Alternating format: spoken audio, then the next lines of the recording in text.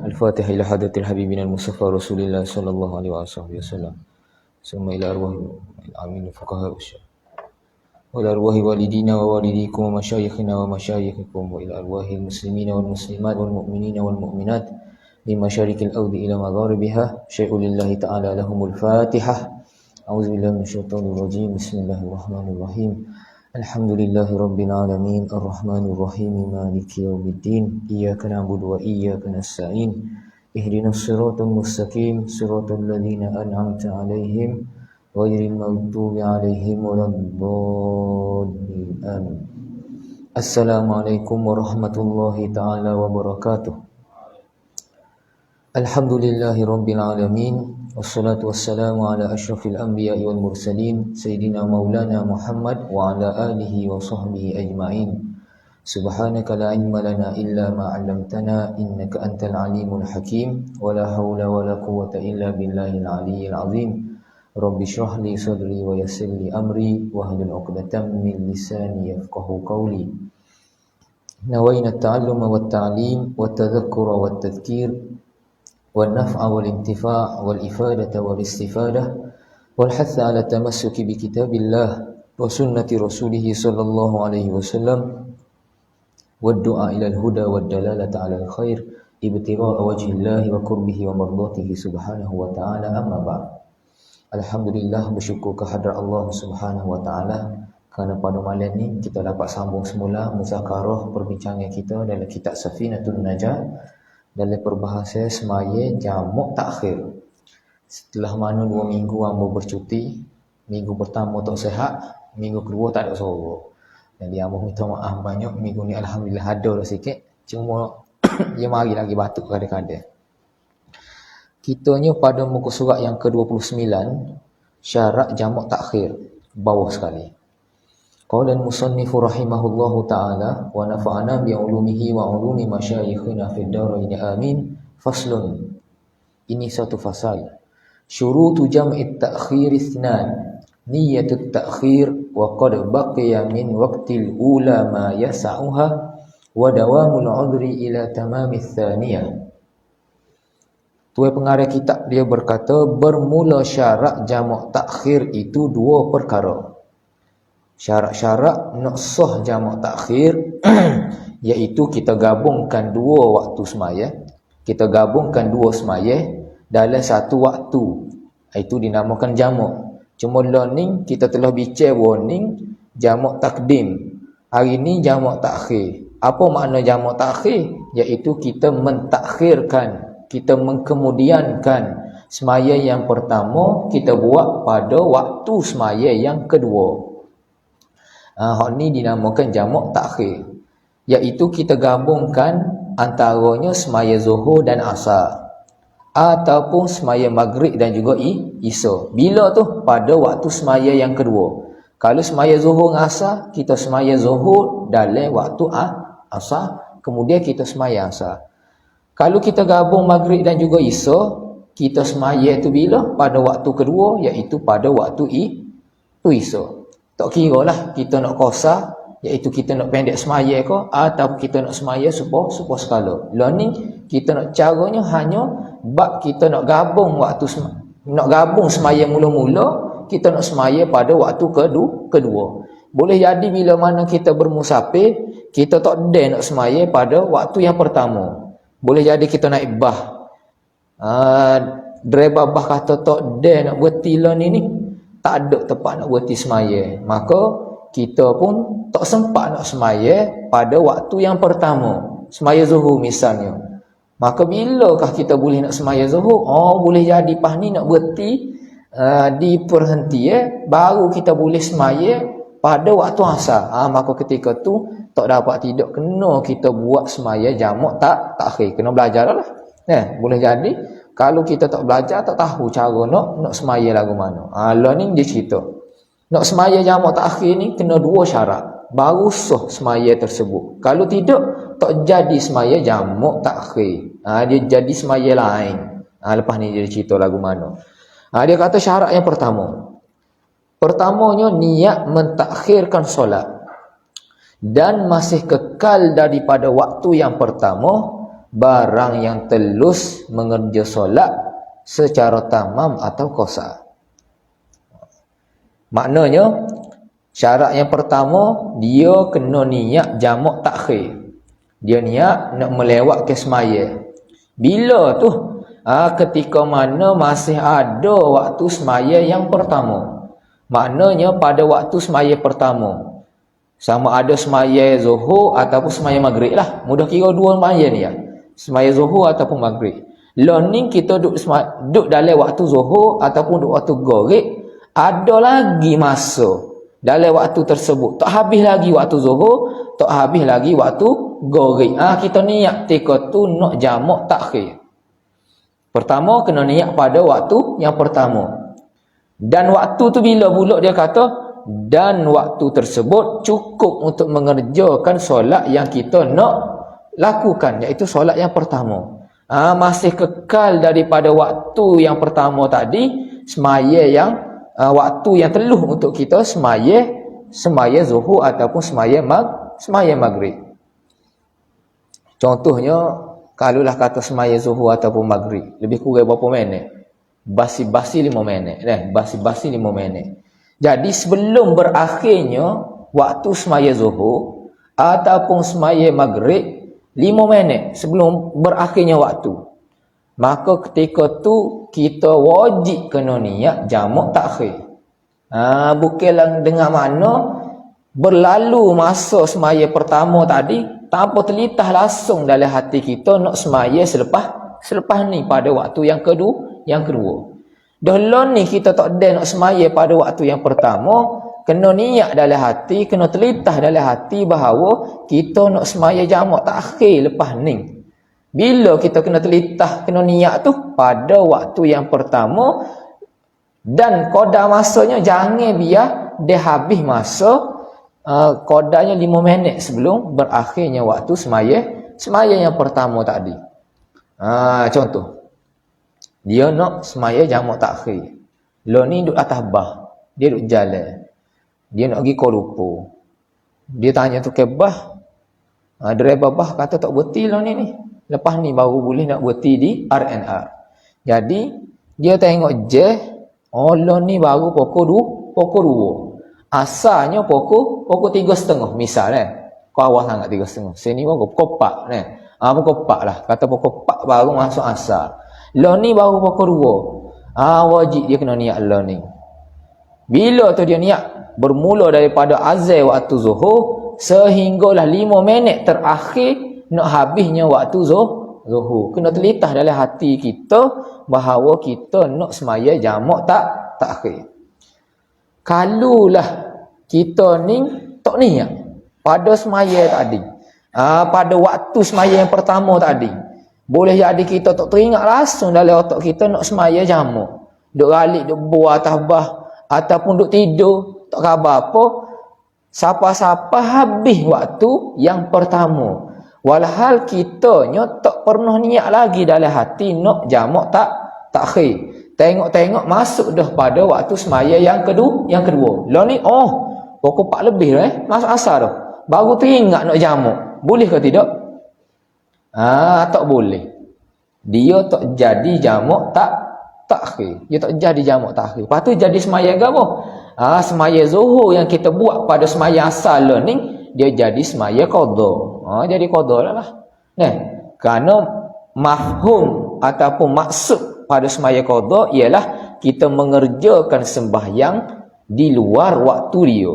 Itu semaya qadha lalu lah. Walaupun kita tak niat, dia jadi semaya qadha. Cuma ada beza. Kalau dia tahu hukum dan dia sengaja tak niat, dia tahu dah, dia tak boleh nak semaya lah ni, dia boleh semayanya pada waktu asar nanti ni. Dia tahu dah kalau dia tak niat lah ni tak jadi semaya jamak. Dan dia pun sengaja tak seniat dalam hati. Orang panggil malah-malah saja-saja, malah nak teringat nak semaya, dah boleh jalan juga, dia malah nak niat. Kalau dia tahu hukum dan dia sengaja lupa dia nak niat, dia berdosa. Tetapi kalau kita naik bah, tengok-tengok ngatuk tidur juga, bila celak mata tengok-tengok masuk dah waktu asar, tak teringat nak niat tadi, kita pun maya qadha lah. Dosa ke tidak? tak dosa. Kerana kita tak sengaja. Tetapi kalau kita sengaja tak seniat, duk galik buat benda lain, tika tu dosa. Dosa. Jadi, kalau biasa jalan dulu kat ayah-ayah kita, orang-orang tua dulu kat, bila jalan, sombong. Bila dia tahu tak ada nak semaya, pada waktu yang pertama, dia suruh lalu dah. Anak-anak buah dia, niat dalam hati tu, kita nak jamak takhir lepas ni. Pada waktu yang pertama lagi, kita kena niat. Habis tu syarat yang pertama. Syarat kedua pula dia kata, dan kekal uzur kepada sempurna solat kedua.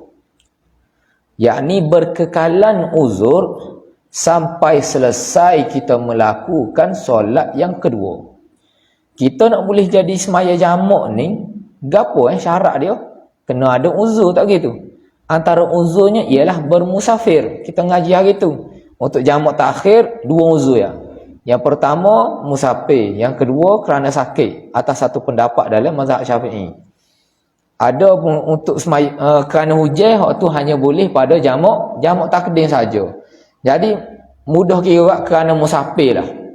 Oleh kerana musafir, boleh kita nak jamak takhir. Maka mesti berkekalan uzur tersebut, dengan makna kita mesti berada dalam permusafiran hinggalah selesai daripada kita semaya yang kedua, iaitu dengan kita bagi salam pada semaya asar ataupun semaya isuk. Biar kita tengah hui salam tu, kita tak sampai tepat kita lagi. Dengan makna orang boleh panggil lagi kita ni musafir.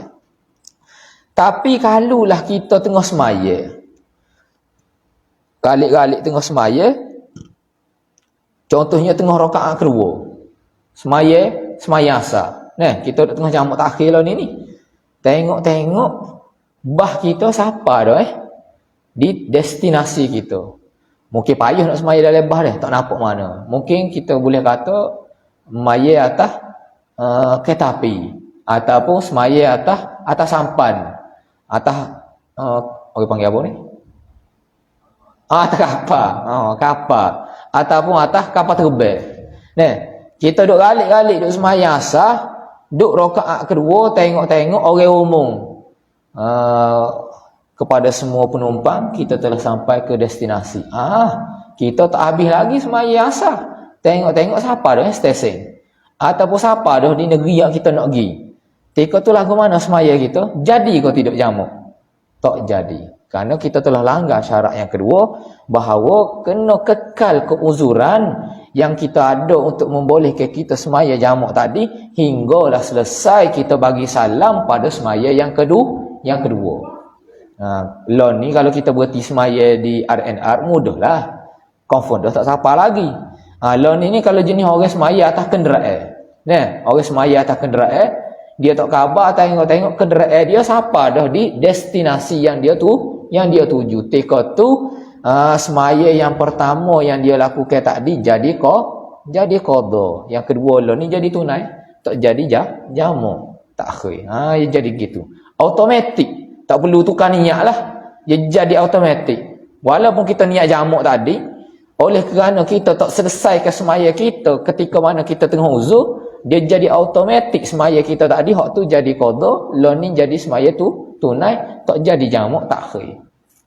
Gitu, biar mudah faham. Niat ni dia tak jadi. Walaupun kita tak tukar, dia jadi tukar diri. Supaya dengan orang semaya zuhur lah. Semaya Jumaat. Dia semaya Jumaat, dia niat Jumaat. Tetapi kalau dia tak ada rakaat dengan tok imam, dia tak ada. Contoh dia mari lewat. Galik tidur tadi, tak teringat hari Jumaat. Bangun-bangun 1:30. Gaduh-gaduh mari masjid, dia semaya dengan tok imam. Tapi rupa-rupanya dia pada rakaat yang kedua dia tak ada rakaat. Syarat kita nak lih Jumaat kena ada rakaat kan dengan tok imam. Allah ni tak ada rakaat, dia ada pada rakaat yang kedua. Dianya kena niat semaya Jumaat. Tapi perbuatan semaya dia kena semaya 4 rakaat supaya semaya zuhur. Walaupun dia niat Jumaat, tetapi perbuatan semaya dia jadi semaya zuhur. Dia berubah ni benda tadi tu kerana perbuatan kita. Sama lah gini juga dalam bab jamak takhir. Kalau tadi kita tak niat langsung, jadi qada tu. Lah ni kita niat dah jamak. Cuma tengah semaya kita sampai ke destinasi kita, hilang dah uzur, maka ketika itu tak boleh dah nak jamak, tak jadi jamak, maka semaya yang pertama tak dijadi semaya qada, yang kedua lah ni jadi semaya tunai. Nah, tak jadi jamak takhir. Kita dok musafir ni, Allah Subhanahu Wa Taala bagi kelonggaran kepada kita. Kerana musafir ni susah, ada benda yang menyusahkan kepada kita, maka bila mana kita musafir, Tuhan bagi 4 kelonggaran. Pertama, berkaitan dengan semaya, iaitu kita boleh jamak semaya. Walau ni kita duk cerita ni, bila kita musafir kita boleh gabung ke 2 semaya dalam satu waktu. Hak ni kalau orang tak musafir tak boleh buat. Hanya bagi orang musafir saja. Tuhan bagi keringanan. Pertama. Yang kedua, dalam bab semaya juga, iaitu kita boleh qasar semaya. Lepas ni kita cara, iaitu kita memendekkan semaya 4 rakaat boleh jadi 2. Tuhan bagi keringanan ni hanya kepada orang musafir. Ada pun orang tak musafir, dia tak boleh nak qasar semaya. Tak gitu. Kita duduk saja-saja duduk kampung. Contoh kita sakit, boleh tak kita nak qasar semaya? Tak boleh. Kena semaya 4 rakaat juga. Boleh semaya 2 ni bila? Ketika mana kita bermusafir sahaja. Tu kelonggaran yang kedua Tuhan bagi kita. Hadiah. Orang panggil free. Ambil lah kamu sebab susah duk jalan. Sebab bila kita musafir ni, Nabi sebut qita'atun minal azab. Kita bermusafir ni ialah salah satu bahagian daripada azab. Susah. Walaupun lo ni mudah kita kata, kita bermusafir lo ni naik kapal terbang. Tak. Naik kenderaan, kalau dulu kena naik uta, kena naik lembu, kena naik kebah, kena naik hemah, kena jalan kaki. Lo ni mudah. Naik kenderaan ya. Tapi hasil lagi rasa susah. Tak gitu. Kalau orang naik kapal terbang, bukan kata flight dia pukul 1 tu baru dia pergi. Tak. 2 jam sebelum tu kena ada dah. Di airport. Susah katanya bermusafir. Kalau kita tengah khuruk contoh, kita keluar ni, bermusafir. Kena tinggal anak bini. Kalau sebelum ni boleh duduk bersama anak bini, makan sekali, semaya Jumaat sekali, gurau, boleh pergi jalan sekali. Bila kita tubik, anak bini kita tinggal, makanan kita tinggal, siapa nak cara? Benda tadi tu semua ada kesukaran. Maka Allah Ta'ala bagi keringanan. Pertama, boleh jamak. Yang kedua, boleh qasar. Ni dalam bab semaya. Kerana walaupun kita musafir, wajib lagi kena semaya. Susah secara mana pun, kena semaya juga. Bukan kata bermusafir juga, tinggal semaya. Tidak, kena semaya juga. Tetapi Allah bagi keringanan. Yang ketiga, berkaitan dengan puasa. Kerana boleh jadi kita jalan ni ketika puasa. Kita jalan ni kadang-kadang ketika puasa tu lah nak jalan. Sebelum ni tak jalan, tapi puasa baru jalan. Jadi ada juga orang yang jalan ketika puasa. Ada orang yang tak suka time puasa tu kat duduk dalam rumah. Yalah, pagi tidur, sapalah asal bangun tu kat. Kira tunggu nak buka lah. Orang gitu. Tapi ada orang ni, time puasa lah dia bermusafir. Contoh, para sahabat. Time dia puasa lah dia duduk. Dia buat apa? Duduk berjihad. Duduk perang, kebanyakan perang pada zaman Nabi. Boleh puasa lah ke? Time tengah puasa. Kita boleh puasa ni kat. Panas sikit, tak ada kipas. Kalau budak zaman ni tak ada aircon, dia ngeluh dah.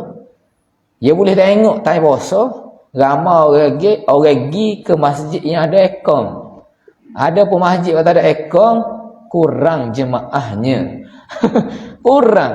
Contoh pun masjid balasan kita dengan aircon bobo hidup ni kak, kuranglah jemaahnya. Kerana panas. Jadi dia akan pergi juga ke masjid yang ada aircon walaupun jauh. Sanggup lagi pergi. Kalau rumah kita ada aircon, masjid tak ada aircon, semaya rumah lah. Dia sanggup lagi. Kerana puasa. Oleh kerana puasa ni payah, susah. Ia jadi merumitkan kepada orang, maka Allah Subhanahu Wa Taala bagi kelonggaran juga kepada orang puasa. Gapo dia kelonggaran kepada orang puasa? Iaitu bukan kepada orang puasa, kepada orang bermusafir pada orang puasa. Itu maaf. Orang yang bermusafir ketika dia berpuasa, gapo Tuhan bagi dia? Iaitu dia boleh untuk tidak berpuasa. Ketika mana dia bermusafir. Contoh, learning daripada subuh semalam lagi duduk jalan. duk jalan bermusafir, maka pagi esok tu tak perlu dia puasa kerana masih lagi dalam perjalanan. Tapi kalau kita nak pergi jalan Zuhur, nak naik flight Zuhur, nak naik bas Zuhur, pagi tu kena puasa ke tidak Wajib puasa lagi sebab kita tak musafir lagi. Ada juga orang ni dia tahu, dia kata, oh musafir boleh tinggal puasa. Tuanya musafir asar, subuh lagi duk makan nasi tu. Duk makan nasi buku tu. Yang kata orang kahwin tak puasa ni sebab kahwin nak musafir kahwin. Tak boleh lagi. Dia mau tak musafir lagi lah ni. Pak kata boleh tak puasa tu bila bermusafir. Allah ni kena puasa dulu. Tanya asal kahwin baru boleh buka. Gitu cara dia. Bukan kata kita nak musafir kahwin Allah ni boleh makan dah. Jangan mudah-mudah. Jangan mudah-mudah dengan hukum. Jadi orang yang bermusafir pada bulan puasa ataupun ketika dia berpuasa, boleh untuk dia berbuka puasa. Orang lain boleh ke tidak? Tak boleh. Hanya kepada orang yang bermusafir saja. Adalah orang yang sakit orang tua, ada beberapa uzuran dalam bab puasa. Cuma special case kepada orang yang musafir, dia boleh buka puasa. 3. Dan yang terakhir Tuhan bagi kelonggaran kepada orang musafir, iaitu dalam bab ambil air semaya, bab wudu, iaitu dia boleh untuk mengusuk ataupun menyapu khuf yang dia pakaikan pada kaki dia. Khuf ni orang Melayu kita jarang pakai. Biasa kalau orang dakwah pakai dah. Biasa orang pakai sunnah, iaitu kita pakai, orang panggil stocking kulit, kasut kulit, stocking kulit. Dia super stocking tapi kulit. Dia tutup kaki kita. Khuf ni ataupun muzah, alas kaki daripada kulit ni, dibolehkan kalau orang musafir dia pakai bila mana dia nak ambil air semaya selepas tu, dia tak perlu kena pecah. Memada dia sapu air atas khuf tadi. Celek dua sekali, padel. Celek gitu ya, sapu gitu ya. Tak perlu dia cabut khuf dia tadi dan dia kena basuh tangan, basuh kaki dia. Padel dia sapu saja. Hak ni kelebihan kepada orang musafir. Orang tak musafir pun boleh pakai khuf. Sama ya, boleh selek. Cuma tempoh dia boleh pakai khuf tu berbeza. Kalau orang yang tak musafir, kita boleh pakai khuf berapa lama biasa? Sehari semalam Sehari semalam. Maknanya kalau kita pakai pagi tadi, subuh, Zuhur asar ni tak perlu pecah dah khuf dia tadi. Tak perlu pecah, dia nak ambil air semaya tu, dia sapu je atas khuf dia tadi.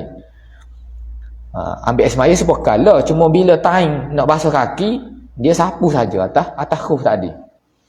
Cuma bagi orang musafir, Tuhan bagi kerengannya, dia boleh pakai khuf selama 3 hari 3 malam.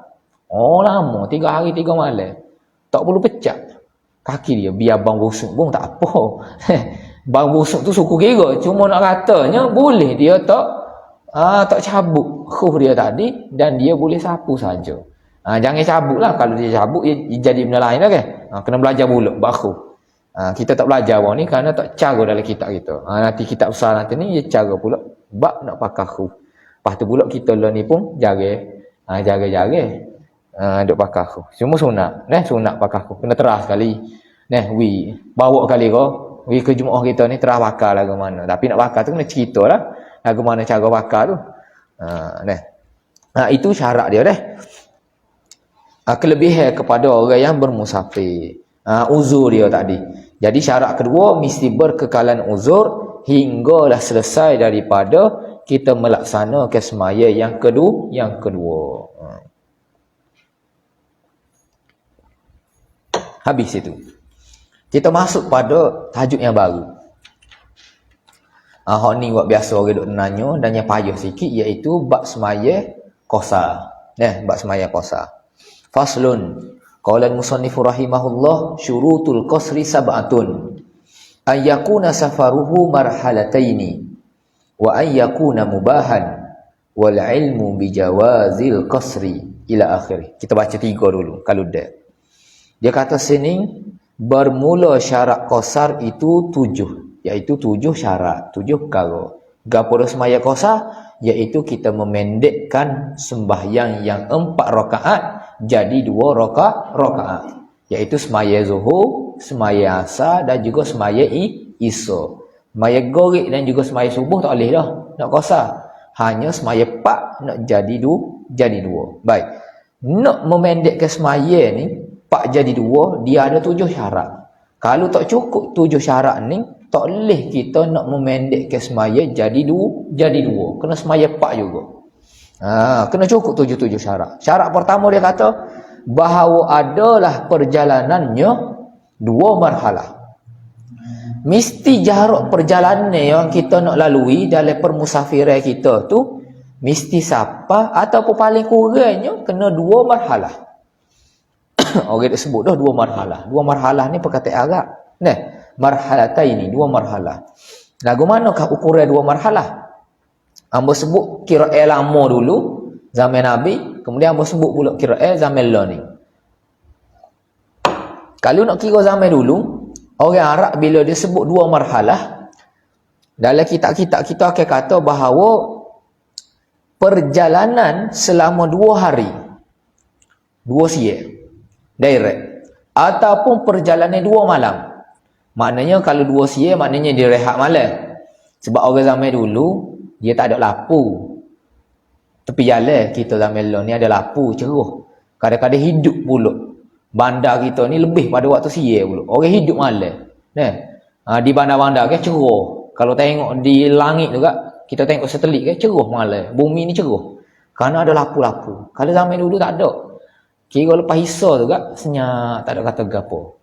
Bahkan pada zaman Nabi selepas maghrib tu orang start dah tidur.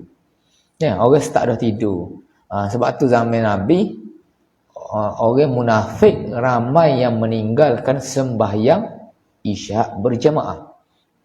Nak cari orang munafik, dia tak mari semaya isya. Kenapa? Dia balik dah duduk rumah. Duduk bersama isteri. Duduk main sama isteri. Nak tidur dah lah. Sebab waktu malam tak ada apa dah. Kita duduk bandar ni mungkin ada benda lagi nak tubik. Tapi kalau kita duduk kapung, teraduk alah-alah kapung sikit duduk Gua Musa ke, siapa-siapa biasa duduk kapung tak ada jalan besar ni. Bila gori isya kat sunyi, bunyi cekerik lah. Nyek bunyi. Kalau musim lah ni kat hujan kat bunyi katak. Kita bunyi dah orang. Kita duduk Kota Baru ni, kereta lalu. Budak pula rempik pula. Gitu duduk bunyi malam hidup. Zaman dulu tidur. Malam ni orang tak tubik. Jadi sama ada orang zaman dulu dia jalan 2 hari straight pada waktu siang. Ataupun ada orang ni jalan malam. Kerana dia tak sewi jumpa musuh, dia jalan malam. 2 perjalanan hari ataupun malam direct. Ataupun sehari semalam. Maknanya 24 jam lah mudah. Jarak perjalanan zaman dulu dalam masa 24 jam tu dengan unta yang membawa barangan daging yang berat. Dia bawa unta yang penuh di atas tu, dia gerak. Selama mana jalan nak kira tu 2 marhalah ni ialah daripada mula unta tu gerak, lepas tu bila gorik rehat. Masuk subuh dia jalan pula sampai gorik esok pula. Itu adalah jarak 2 marhalah zaman dulu. Itu dikira 2 marhalah. Jadi kalau orang zaman dulu dia nak pergi jalan, dia rasa contoh daripada Mekah nak pergi ke Baitul Maqdis. Berapakah jarak perjalanan hari dia? Dia kira hari dulu, dia bukan kira jarak. Nak tahu jarak zaman dulu dia kira hari. Berapa lama orang jalan? Kira orang zaman dulu kan supaya kita lah dulu pun gitu juga. Berapa hari dia jalan? Kalau kata lebih 2 hari dengan makna dia rehat malam ataupun dia rehat siang, hak tu boleh dah dia nak qasar.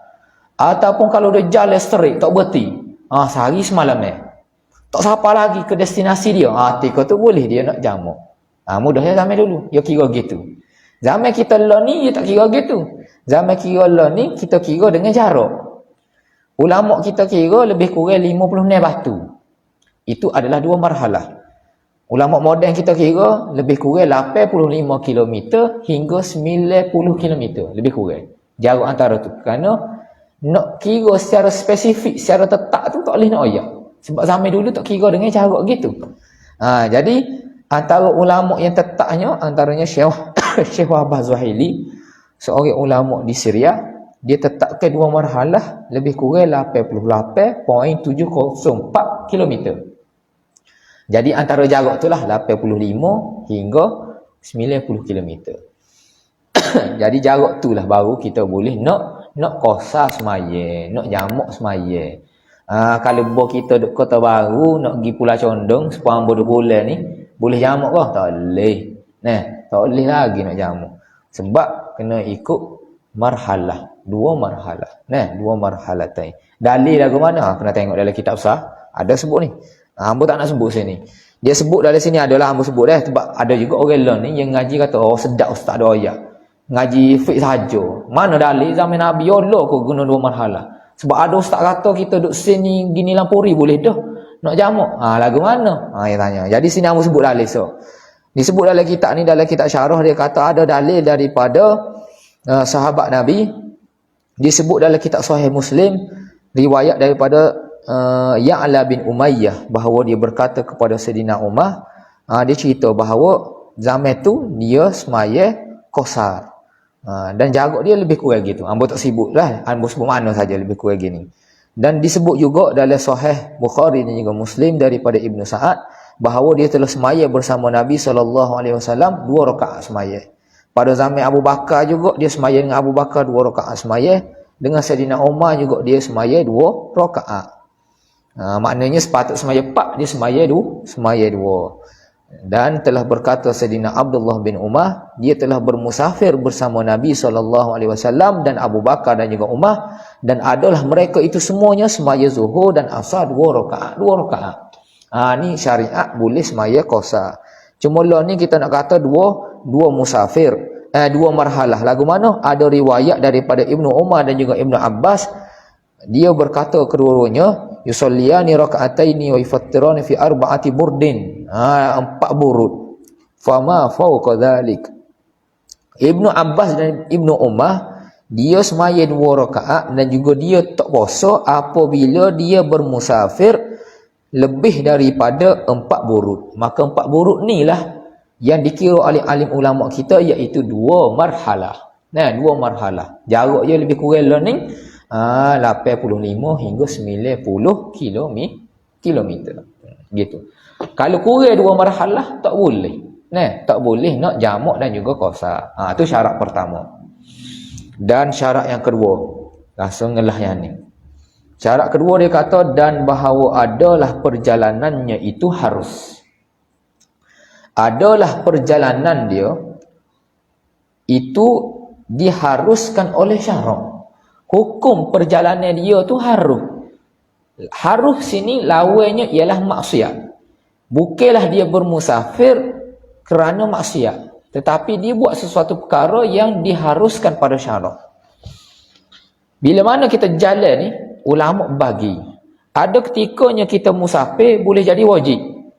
Ada ketikanya kita musafir boleh jadi sunat. Ada ketikanya jadi harus, ada jadi makruh, dan yang jadi haram. Maksudnya kata harus sini iaitu yang lain daripada maksiat. Bila kata maksiat iaitu makruh dan juga haram. Itu jadi maksiat. Adapun yang selain daripada maksiat itu tidak dikira sebagai yang haram. Boleh dikira sebagai yang harus.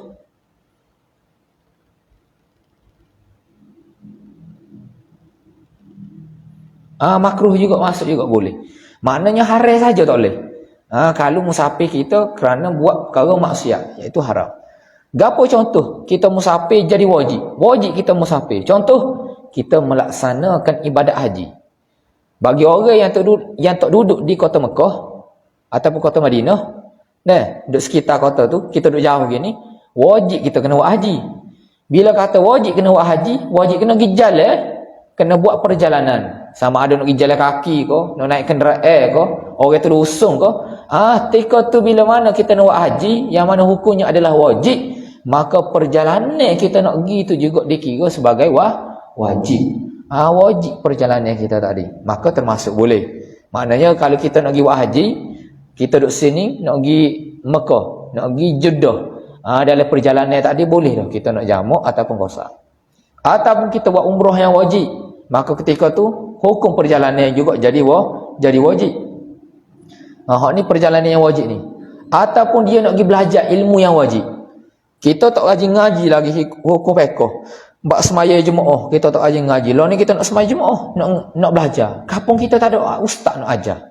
Tak ada tok guru nak ajar. Maka ketika tu kita dengar, oh kampung sebelah ada orang ngajar. Ketika tu wajib kita kena musafir. Nah, kena musafir.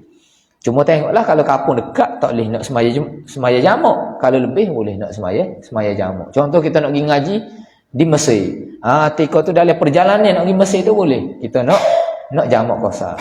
Nah, hak ni perjalanan yang wajib. Yang kedua, perjalanan yang sunat. Contoh, kita nak menziarahi makam baginda Rasulullah sallallahu alaihi wasallam di Masjid Nabawi. Hukum ziarah ni sunat. Maka perjalanan yang kita nak pergi itu juga adalah sunat. Ataupun kita nak pergi jalan nak bersilaturahim, nak pergi ziarah orang. Hukum ziarah sunat. Jadi perjalanan yang kita nak pergi itu hukumnya juga adalah sunat. Kita pergi naik kek. Kita naik bah. Contoh kita tahu ada saudara kita yang telah terputus hubungan. Duduk di Kedah. Kita duduk Kelantan. Orang kata lama untuk pergi jumpa dia. Maka kita pun nak pergi jalan. Hukum perjalanan tadi itu adalah sunat. Boleh pahala kita pergi jalan Kedah ketika tu. Kalau jarak tu jauh, boleh kita nak jamak qasar. Yang kedua, yang ketiga, perjalanan yang harum. Boleh nak pergi jalan atau pergi jalan, iaitu ketika mana kita nak nego. Kerana nego ni boleh jadi tempat kita, boleh jadi nak pergi tempat yang jauh. Maka hukumnya adalah yang harum. Ada jalan makruh. Contoh lagu mana? Dia pergi jual kain kapel untuk orang mati. Jual kain kapel ni hukumnya makruh. Nah, seolah-olah kita mengambil peluang kepada orang nak mati. Nah, hukumnya makruh. Ataupun kita jual alat muzik yang tidak haram kerana boleh melalaikan orang. Kita sanggup daripada Kota Baru pergi ke Kedah semata-mata nak jual alat muzik. Ketika tu hukumnya makruh. Tak comel kita pergi jalan semata-mata nak buat benda gitu. Ketika tu hukumnya makruh. Boleh lagi nak jamak qasar. Nah, boleh lagi kalau cukup syarat lepas ni. Yang kata tak bolehnya bila mana perbuatan kita tadi tu haram. Contohnya isteri bermusafir tanpa izin suami. Nah, tok lelaki tak ui pun dia tubik. Tengok-tengok, pergi jalan lagi Medan. Tok lelaki balik cari duk mana bini kita. Telefon duk mana, duk Medan tika tu haram dia tubik sebab tak dapat izin tok lelaki. Nah, tok lelaki tak izin pun dia tubik. Ataupun jenis kalau orang-orang lama sikit kak, jenis mak-mak datang sikit, pergi jalan sama-sama dia. Pergi Chiang Mai, pergi Bangkok, pergi Naro, naik sebutir bah sama-sama dia. Nah, gigi macik bawe orang panggil ni, gigi macik bawe pergi jalan. Tok lelaki duduk rumah, tak izin pun. Tok lakinya makanlah nasi ngai ke kering. Kalau pandai goreng, hangit. Nah, nak goreng telur tak jadi, hangit. Maka goreng lagi ke kering. Bukan dia goreng, bini goreng dah. Makan waktu lah. Dia makan waktu dulu. Tika tu haram bini tu ubik rumah. Kalau gitu tak boleh nak jamak qasar. Cuma lepas ni dia aku nak cerita Aku nak cerita minggu depan ni. Orang baru ni.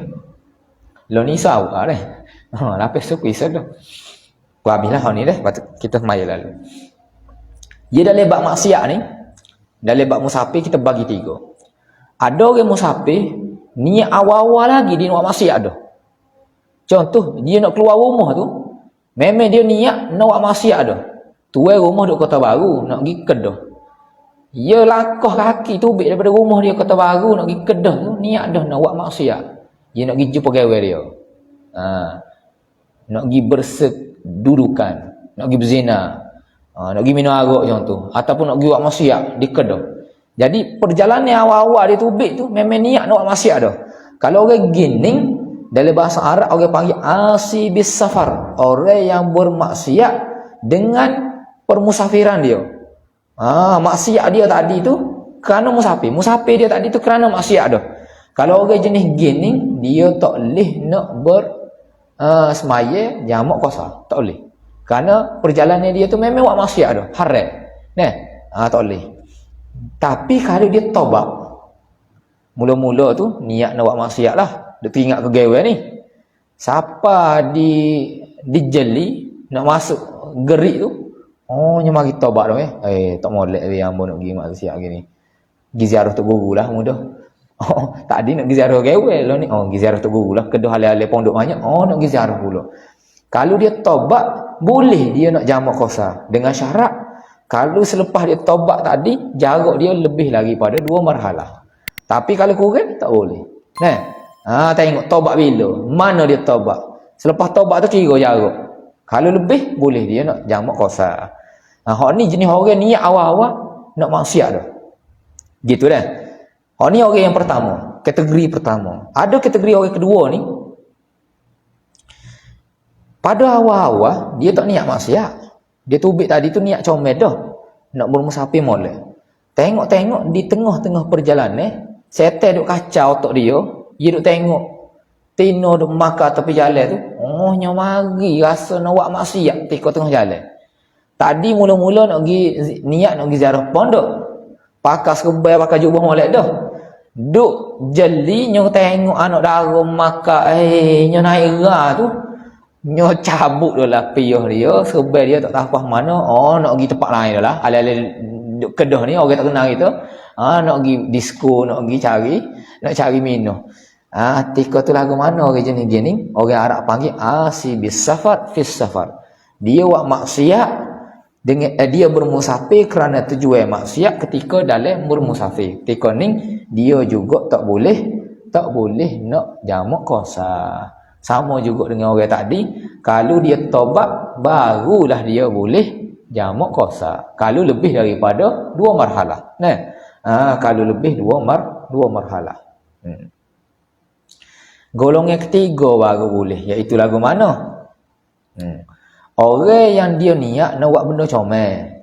Maknanya sama ada perjalanan dia tadi tu wajib ke, sunat ke, harus ke, dia nak pergi jalan saja-saja ke, dia nak pergi jalan ziarah orang.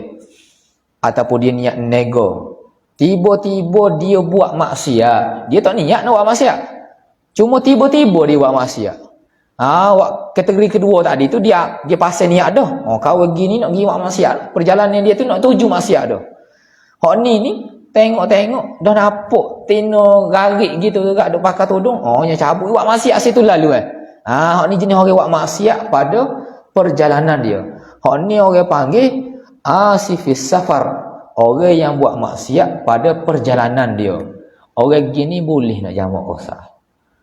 Orang gini boleh jamak qasar kerana dia tak ada niat nak buat maksiat, cuma terjatuh dalam maksiat. Jadi dalam perjalanan dia tadi tu nak pergi jeli ke betul, dia semaya dah. Jamak qasar. Sah ke tidak? Sah. Cuma lah ni terjatuh maksiat. Qadarullah. Ambo tak ada nak jaga hati ambo. Jatuh maksiat. Kena taubatlah. Cuma dia buat maksiat tadi tu tidak menjejaskan peluang dia untuk dia boleh rebut peluang Allah Taala bagi untuk jamak qasar. Jadi dalam buat maksiat ni bagi 3 ada orang niat daripada awal lagi nak buat maksiat, ni tak boleh. Ataupun yang kedua dia niat comel dah, tiba-tiba dia ubah niat dia ketika dalam perjalanan nak pergi ke maksiat pula. Ketika dia ubah tu tak boleh dah lah. Kalau sebelum tu boleh lagi. Selepas dia ubah niat nak buat maksiat tak jadi dah. Ada pun kategori yang ketiga, dia terjatuh dalam maksiat. Niat comel dah, tengok-tengok pergi buat maksiat, ketika tu boleh dia nak jamak qasar kerana bukan atas niat. Hak ni penting niat ni. Bagi hati ni tikon ni. Hati ni penting juga bab niat. Dalam bab jamak. Sebab apa tak boleh nak rusuh tadi tu, nak ambil peluang jamak takdim ataupun jamak takhir ataupun kita nak qasar sembahyang, kerana kaedah dalam ilmu usul fiqh dan juga qawaid fiqh dia sebut ar-rukhasu la tunatu bil ma'asi. Rukhsah, keringanan yang Allah Taala bagi ni tak boleh kita ambil sekiranya penyebabnya adalah maksiat. Kalau kita buat maksiat, tak boleh kita nak ambil rukhsah. Contoh orang puasa, orang yang bermusafir ketika puasa, boleh dia nak buka puasa.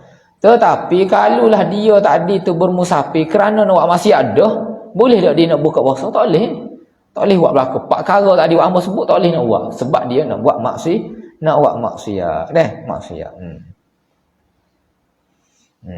Wallahu subhanahu wa ta'ala alam. InsyaAllah kita sambung balik pada minggu hadapan baki syarat-syarat untuk kita jamak qasar. Segala yang baik datang daripada Allah, yang kurang itu datang daripada hamba. Kita doalah semoga Allah Ta'ala bagi kesihatan yang berpanjangnya, dimurahkan rezeki, panjang umur dalam keberkatan. Allah Ta'ala jauhkan daripada segala bala penyakit daripada kita, keluarga kita dan seluruh kaum muslimin muslimat. Aku qauli hadza fa astaghfirullahal azim li wa lakum. Wassalamualaikum warahmatullahi taala wabarakatuh. Bismillahirrahmanirrahim. Alhamdulillahirabbil alamin wassalatu wassalamu ala asyrafil anbiya'i wal mursalin sayyidina wa maulana Muhammad wa ala alihi washabbihi ajmain. Rabbana iftah bainana wa bain qaumina bil haqq wa anta khairul fatihin. Rabbana atina fid dunya hasanah fil akhirati hasanatan wa qina adzabannar. Wa sallallahu ala sayyidina Muhammad wa ala alihi washabbihi wasallam. Walhamdulillahirabbil alamin.